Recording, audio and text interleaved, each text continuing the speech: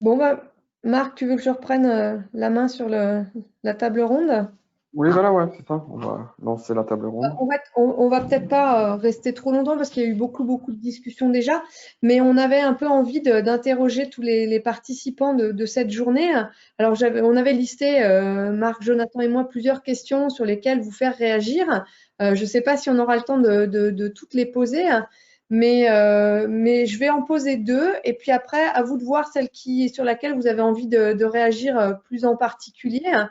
Alors, la première était comment chacune de ces initiatives dont vous nous avez parlé aujourd'hui va permettre ou peut permettre à sa manière de favoriser le dialogue entre sciences, pratiques et société.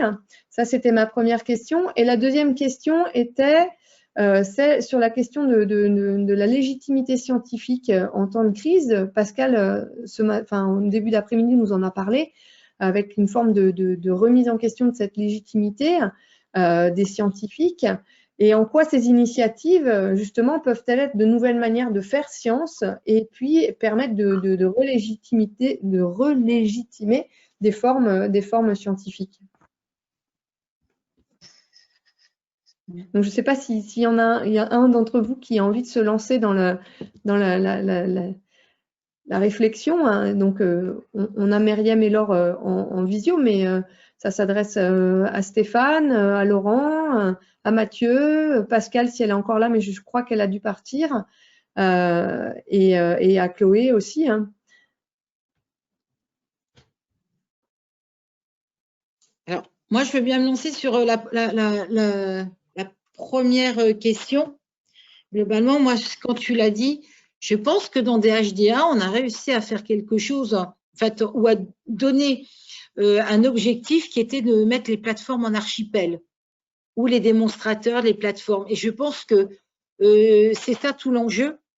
Tout l'enjeu, c'est de montrer en quoi, effectivement, on est dans la mutualisation à la fois de chercheurs, d'étudiants et de plateformes, et que ça nous donne un taux de couverture beaucoup plus vaste. Et d'où aussi une légitimité scientifique, parce que sur le fait, on mobilise différentes façons d'interpeller les citoyens, que ce soit sur des modes d'enquête, des modes de questionnaire ou par la recherche-action.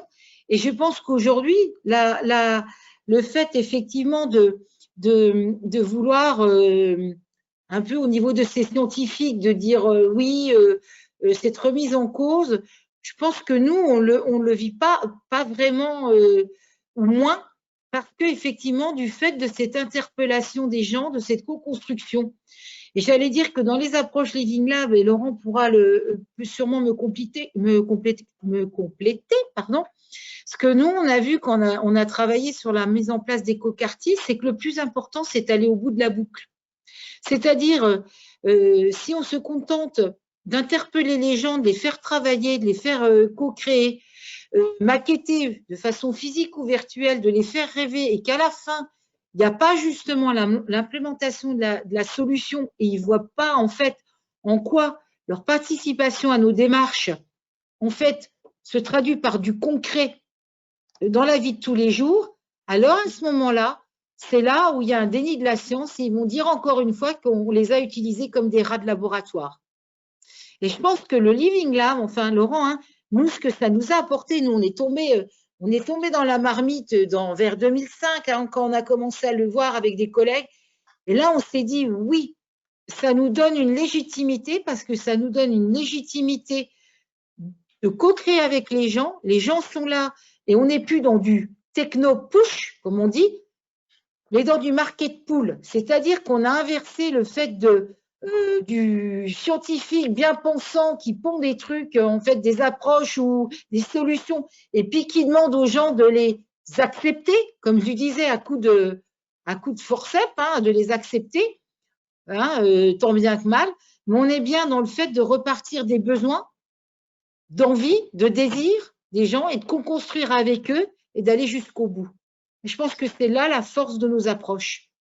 Et avec un multi-acteur. C'est-à-dire qu'à un moment donné, il n'y a pas que du scientifique dur. Cette mobilisation, c'est ce que j'aimais bien dans ce que disait Myriam Et c'est là où on est très fort, c'est que dans un Living Lab, on va faire cohabiter un multipartie prenante. Et ces 4 P est fondamental. Ce PPP, et à l'intérieur du PPP, il y a aussi une gradation.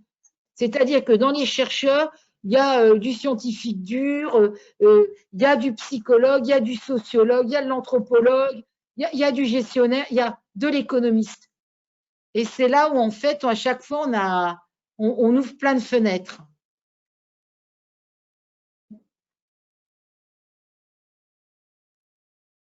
Si je peux me compléter un tout petit peu, parce que Laure a déjà dit beaucoup de choses, effectivement. Enfin, je vais essayer de remettre un peu en perspective par rapport à ces questions de sciences citoyennes.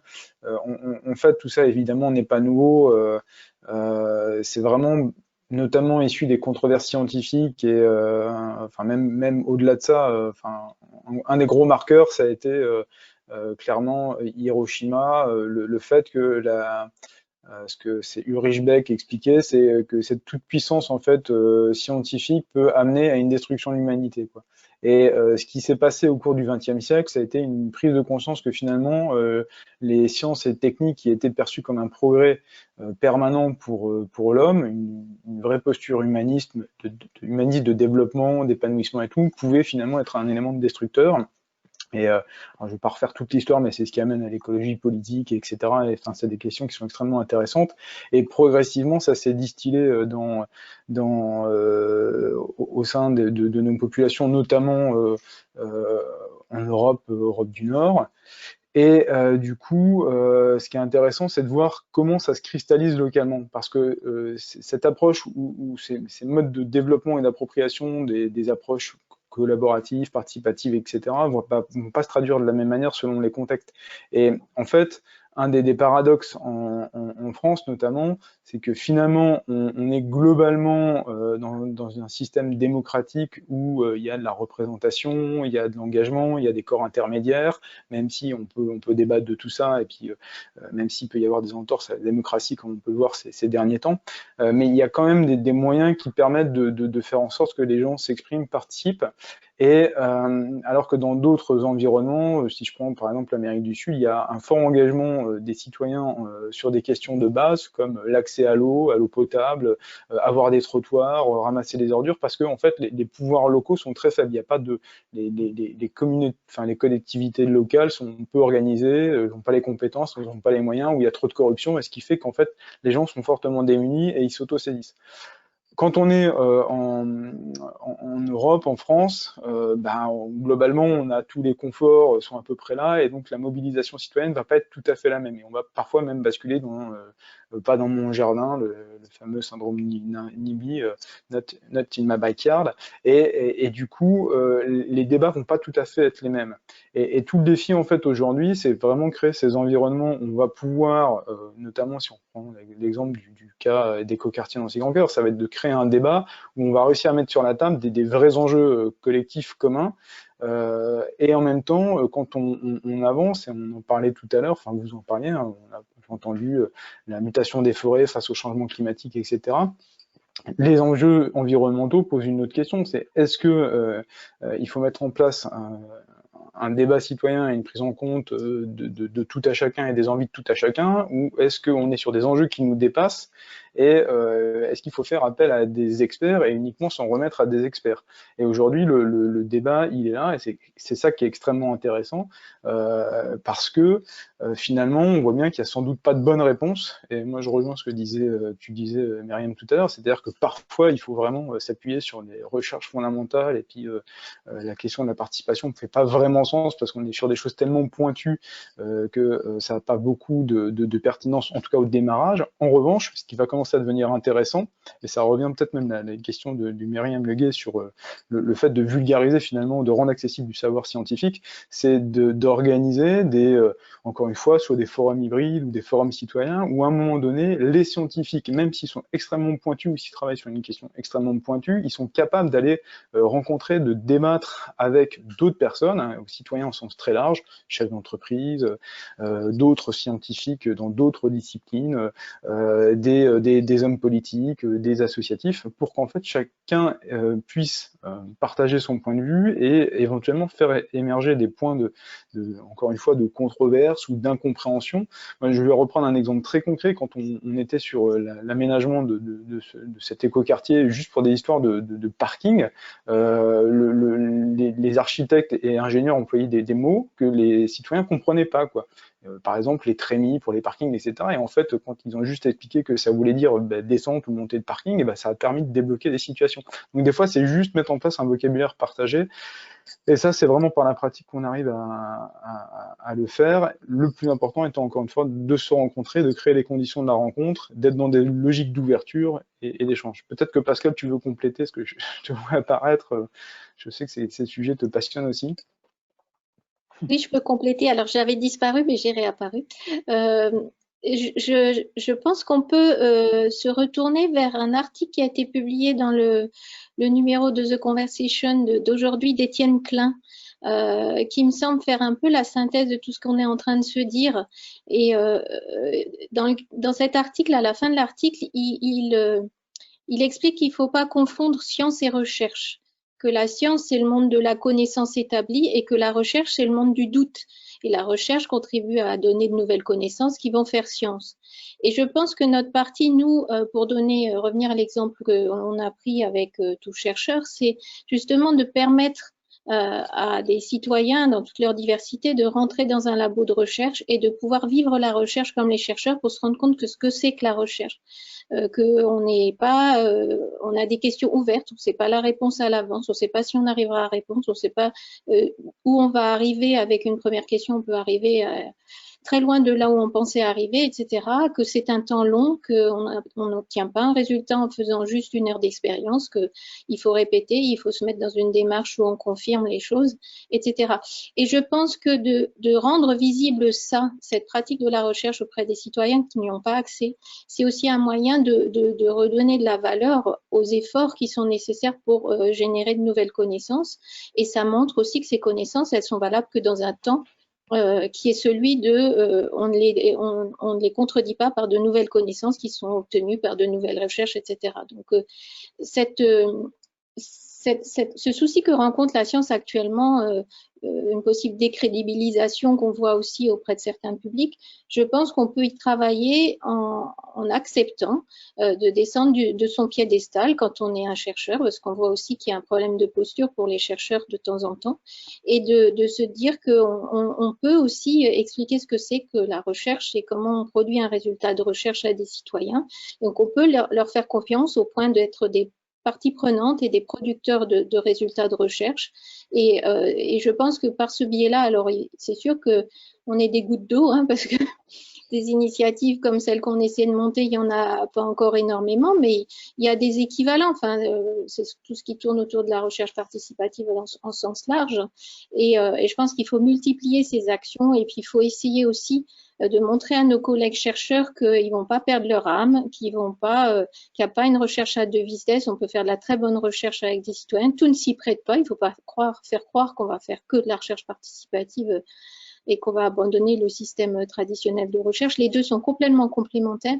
Il y a vraiment un enjeu de permettre cette rencontre au travers de la recherche elle-même dans des projets de recherche partagés pour justement arriver à ce que tu disais, Marie, quand tu as lancé la discussion sur comment refaire science, comment permettre de retrouver une certaine légitimité scientifique dans ces temps de crise où, effectivement, quand les gens ne se sentent pas bien, ils essaient de trouver des coupables à tout ça. Et la crise qu'on voit actuellement, c'est pour beaucoup aussi par rapport au doute que l'on a sur les connaissances que la science est remise en cause. Mais ça, c'est normal parce que c'est des sujets sur lesquels qu'on découvre et on n'a pas les réponses toutes faites. Il faut les trouver, il faut faire de la recherche pour trouver les résultats qui vont avec.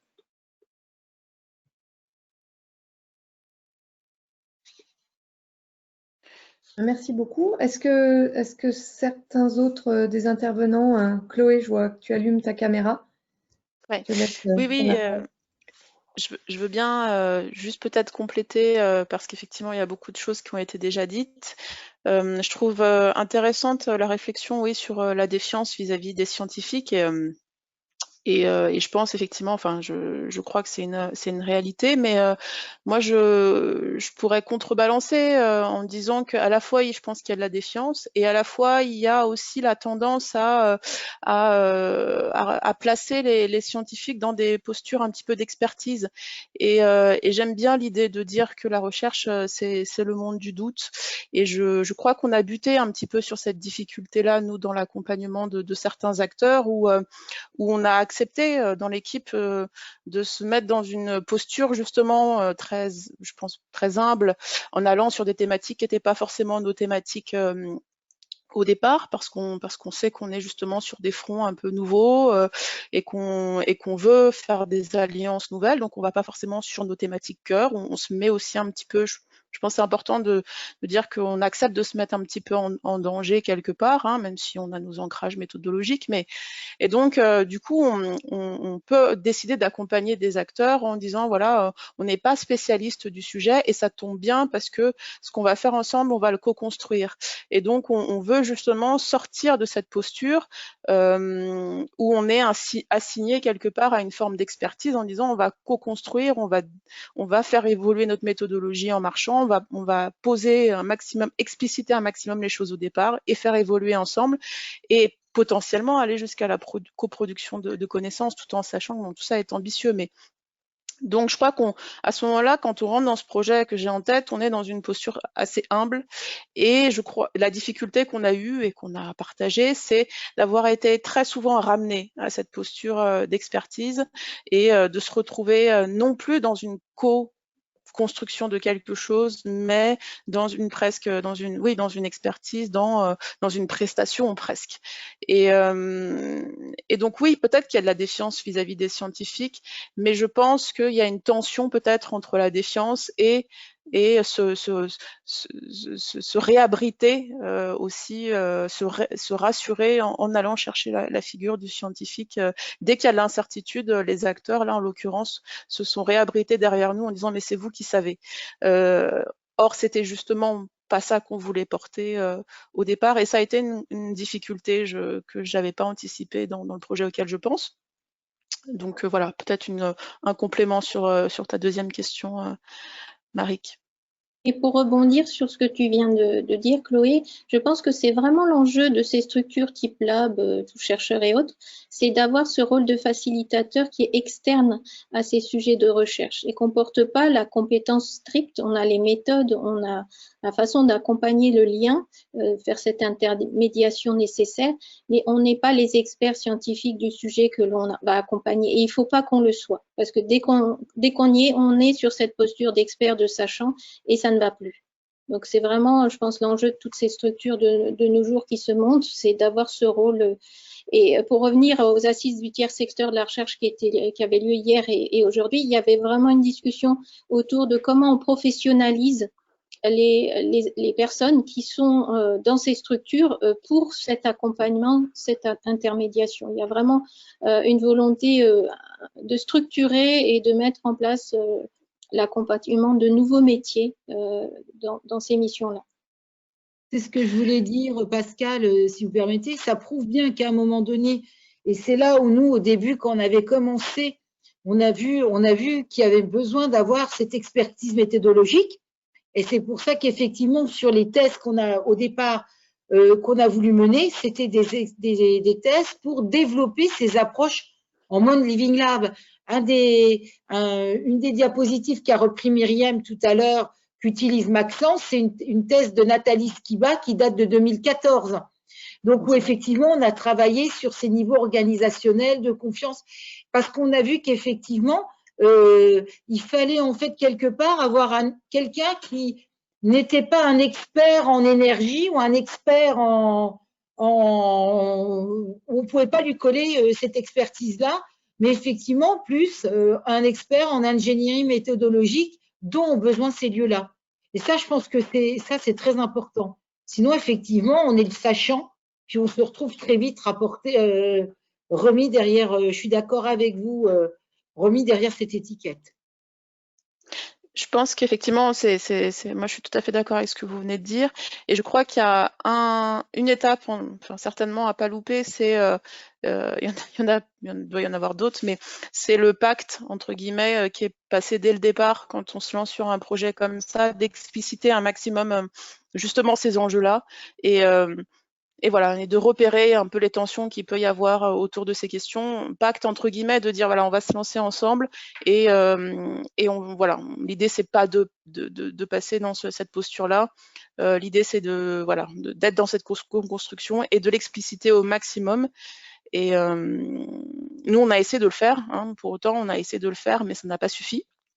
Parce qu'après, il y a d'autres difficultés et que dans ce type de projet, on est aussi avec des projets des fois qui sont portés par des collectifs qui sont un peu sur des fronts et qui peuvent être un peu fragiles aussi parce que justement, c'est des pionniers parfois dans leurs organisations qui ont envie d'aller sur des questions d'innovation, mais qui, voilà, c'est des pionniers, donc ils sont pas forcément toujours soutenus par tout le monde dans l'organisation. Donc il faut être aussi conscient qu'on peut être avec des acteurs qui, en interne, dans leurs propres organisations, ne sont pas, enfin voilà, peuvent être un peu fragilisés. Donc bref, c'est des projets qui peuvent être compliqués. Mais je crois quand même que plus on explicite au départ justement ces enjeux-là, et peut-être plus on se donne de chances que la suite se passe bien. Et certainement que du côté d'Alice, il y a beaucoup à prendre pour nous, c'est certain.